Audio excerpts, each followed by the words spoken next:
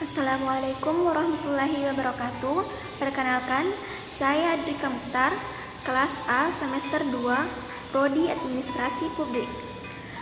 Pada video kali ini, saya akan menjelaskan tentang pentingnya Decision Support System dalam menentukan kebijakan. Pertama-tama, saya akan menjelaskan tentang apa itu Decision Support System. Decision Support System merupakan sistem pendukung keputusan.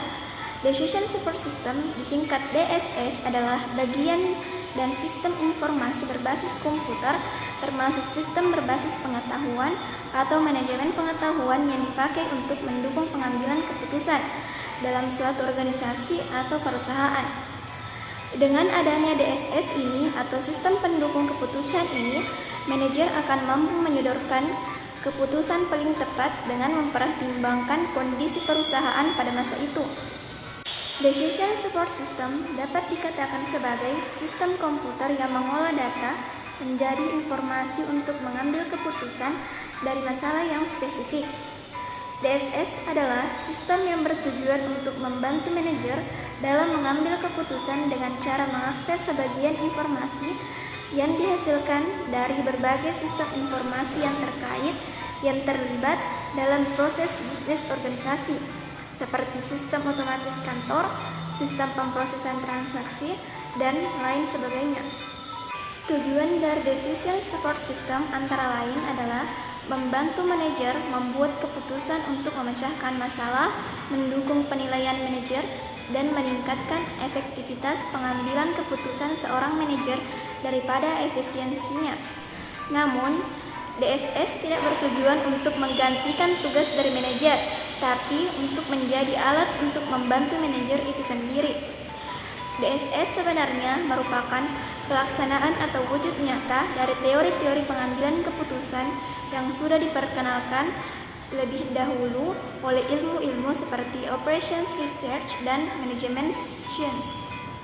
Decision Support System memiliki cara kerja yang interaktif.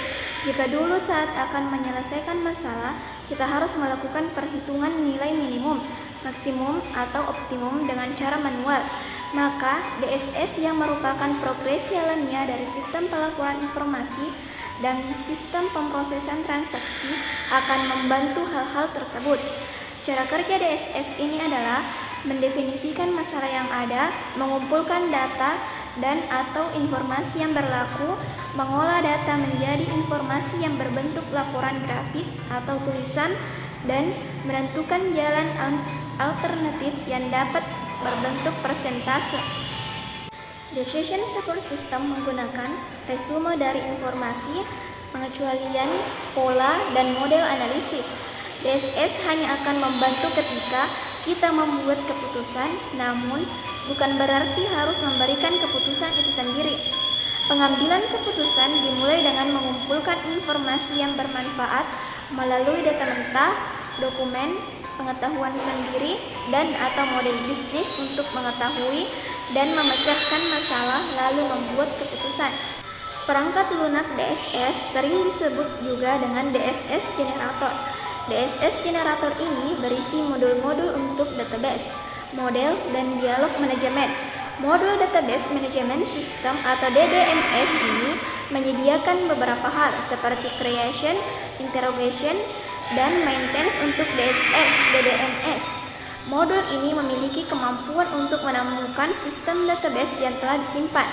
DSS DBMS untuk mengatasi masalah data yang diperlukan bisa berasal dari database internal atau eksternal. Dalam sebuah organisasi, data internal dihasilkan oleh sistem. Data eksternal berasal dari berbagai sumber seperti surat kabar, layanan data online, database, keuangan, pemasaran, dan sumber daya manusia.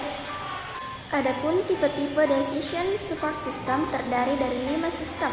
Yang pertama, Status Inquiry System, membantu dalam mengambil keputusan manajemen tingkat operasional, manajemen, atau tingkat menengah, misalnya jadwal kerja harian ke mesin, dan lain-lain. Yang kedua, Data Analysis System, analisis komparatif dan penggunaan rumus atau algoritma, misalnya analisis arus kas, analisis persediaan, dan lain-lain. Yang ketiga, Information Analysis System. Dalam sistem ini, data dianalisis dan laporan informasi dihasilkan. Misalnya, analisis penjualan, sistem piutang dagang, dan lain-lain. Yang keempat, Accounting System. Melacak informasi akuntansi dan keuangan. Misalnya, akun akhir, piutang, hutang akun, dan lain-lain yang melacak aspek utama bisnis. Yang kelima atau yang terakhir, Model Based System. Model simulasi atau model optimasi yang digunakan untuk pengambilan keputusan jarang digunakan dan menciptakan panduan umum untuk operasi atau manajemen. Pengambilan keputusan dalam DSS ini terbagi atas 3 tahapan.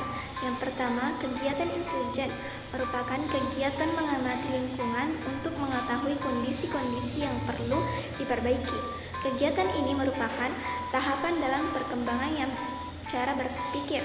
Yang kedua, kegiatan merancang merupakan kegiatan untuk menemukan, mengembangkan, dan menganalisis berbagai alternatif tindakan yang mungkin untuk dilakukan. Yang ketiga, kegiatan memilih dan menelaah yang digunakan untuk memilih satu rangkaian tindakan tertentu dari beberapa yang tersedia dan melakukan penilaian terhadap tindakan yang telah dipilih. Keputusan yang dihasilkan DSS dibagi menjadi 3 jenis, yaitu yang pertama, keputusan terprogram. Keputusan terprogram adalah jenis keputusan yang dilakukan secara berulang dan rutin. Yang kedua, keputusan semi terprogram. Keputusan ini bersifat sebagian keputusan dapat diselesaikan komputer, namun keputusan lain dapat diselesaikan oleh pengambil keputusan itu sendiri. Yang ketiga, keputusan tidak terprogram. Keputusan ini merupakan keputusan yang penanganannya rumit karena terjadi secara berulang atau jarang terjadi. Sebenarnya, sistem pendukung keputusan umumnya melibatkan jenis keputusan yang tidak terprogram. Oleh karena itu, tidak akan ada laporan, isi, atau format yang tepat untuk sistem ini. Laporan dibuat dengan cepat. Secara keseluruhan, DSS ini memiliki kemampuan beradaptasi dan bersifat fleksibel. Tingkat interaktivitas yang tinggi, kemudahan penggunaan, efisiensi dan efektivitas dikontrol sepenuhnya oleh pengambil keputusan. Kemudahan pengembangan, dukungan untuk pemodelan dan analisis, dukungan untuk akses data, standalone, terpadu, dan berbasis web. Sejatinya, DSS ini selain bermanfaat untuk meningkatkan efisiensi dan kecepatan pengambilan keputusan, implementasi DSS bagi sebuah perusahaan juga bermanfaat untuk meningkatkan kontrol, daya saing, dan kemampuan pengambilan keputusan futuristik dari sebuah organisasi, termasuk untuk memfasilitasi komunikasi interpersonal, mendorong pembelajaran atau latihan, dan membantu mengotomatisasi proses manajerial. Itulah tadi hasil video dari tugas saya. Sekian dan terima kasih. Wassalamualaikum warahmatullahi wabarakatuh.